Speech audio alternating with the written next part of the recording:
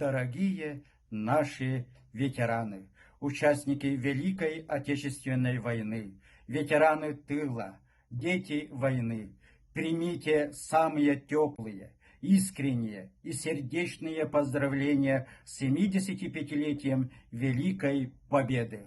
В этот знаменательный день искренне желаю вам счастья, крепкого здоровья, мира и благополучия. С праздником Великой Победы! Мы должны помнить бессмертный подвиг своих родных и близких. Мой отец, Павел Прокоп Алексеевич, участник Великой Отечественной войны, гвардии старший лейтенант, кавалер орденов Отечественной войны первой степени, Красной Звезды и 2 боевых медалей. 4-жды был награжден благодарственным письмом Верховного Главнокомандующего Иосифа Сталина.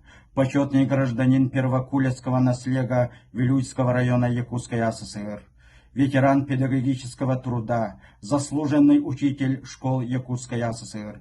Был призван в ряды Красной Армии 4 сентября 1941 года. Воевал в Волховском, Ленинградском и Третьем Прибалтийском фронтах.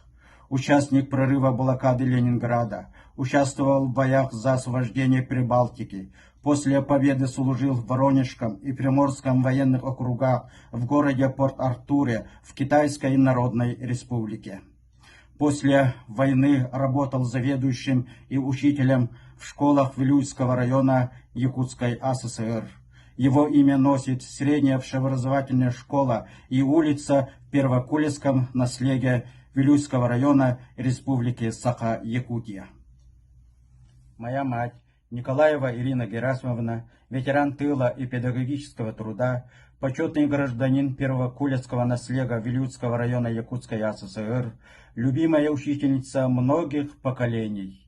Во время войны она меняла свои украшения и вещи на продукты, чтобы кормить своих голодных учеников.